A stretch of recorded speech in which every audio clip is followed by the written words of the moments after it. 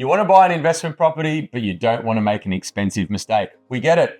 We are not buying lollipops here. These are properties worth multiple hundreds of thousands of dollars.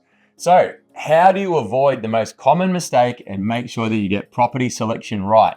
Well, this is what we're going to be covering today. And why it's so important is because of the 10% of Australians that invest in property, believe it or not, the vast majority get stuck on one property, and nearly all of those people invest in the same postcode they live in. So what that tells us is A, they're probably emotional about what they're buying and they want to feel, comfort with the area that they know. But more importantly, they don't have a set process to be able to pick a winner every day of the week. So Cam, in terms of this set process, you developed one. So why don't you explain to everyone what we call the M.A.P process and why we use it? Yeah, all right. First of all, the M.A.P process stands for Market Area Property.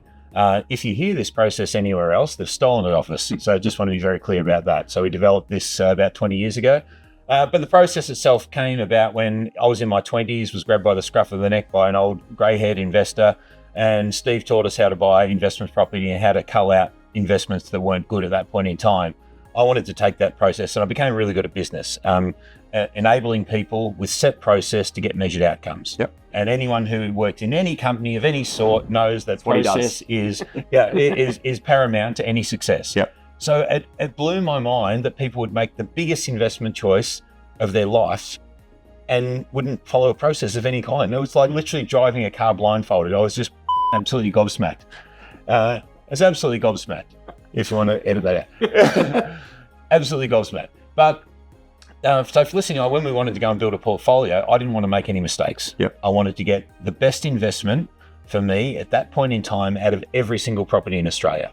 Now, sounds time consuming. How do you do it? Yeah, that's right. So now there's about 10.6 million properties in Australia. So considering that the people have to get property A, match it with property B, get the winner out of that, match it with property C, and go through that 10.6 million times, it's just physically impossible. And that's an obvious point. So I wanted to create a process of elimination. So the only way to get down to that perfect property every time, this is the same process we use with our clients, and while we've beaten the market by hundreds of thousands of dollars on average per client over the last 20 years, is by using this set process every time. So making sure we get that individual situation, using this process gets them the best property out of every property in Australia. And how do we do it? Okay, so M.A.P, Market Area Property. We knock out capital cities that are not good for investment. So that wipes out 2 or 3 capital cities at any point in time that are not good for investment. I think that's the important part. So it's market cycle, right? So let's take Melbourne, for example. Melbourne might be great for investment now. Yep. In 4 years, the market might have moved. It might be somewhere else around Australia that makes sense. So it's every property you're buying, it's a set process, but the locations might change depending on where the market cycles are at. This came in the late 90s where I started investing in Melbourne, and then the early 2000s, and you could buy anything and it would go through the roof. But then the party stopped.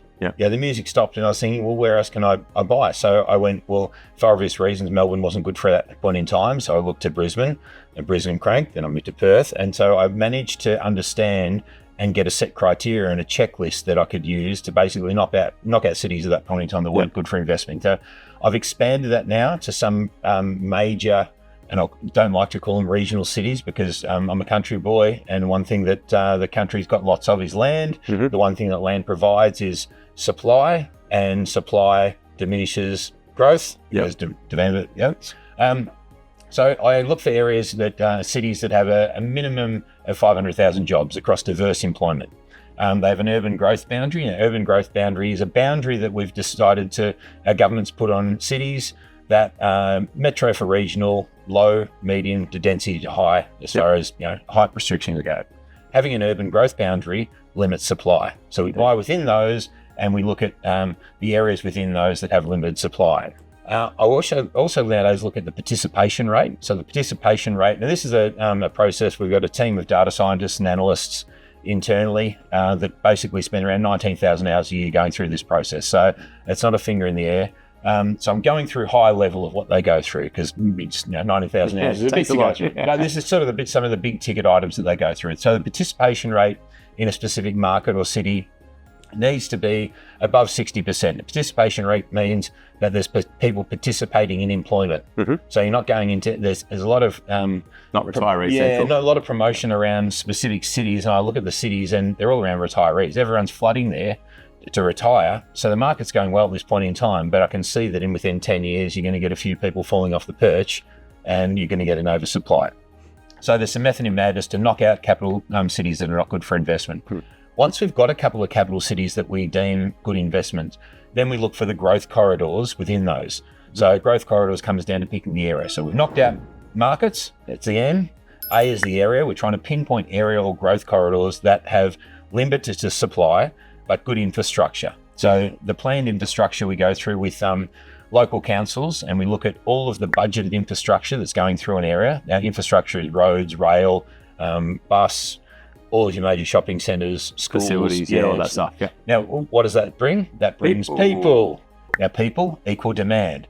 So we match the budgeted and unbudgeted infrastructure. So you get a bit of this is the crystal ball stuff. Yeah, this is what we've been able to beat the market over the last 20 years consistently.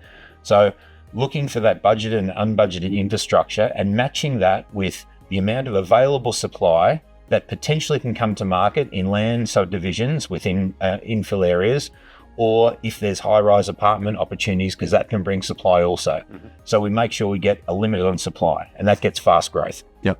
So we've got a city poised for growth. We've now got an area that's got limited supply. And then we look for things like, the owner-occupier ratios. We look for essential services that are in there.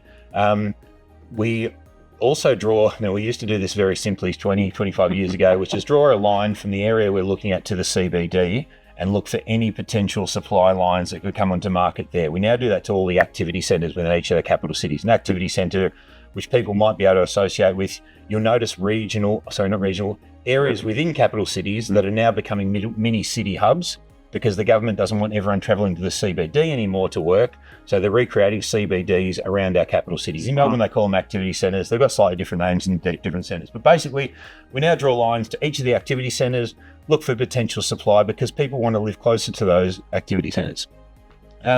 So now we've got a couple of markets that are best poised for growth. So we're going to catch that next wave of growth. Yep.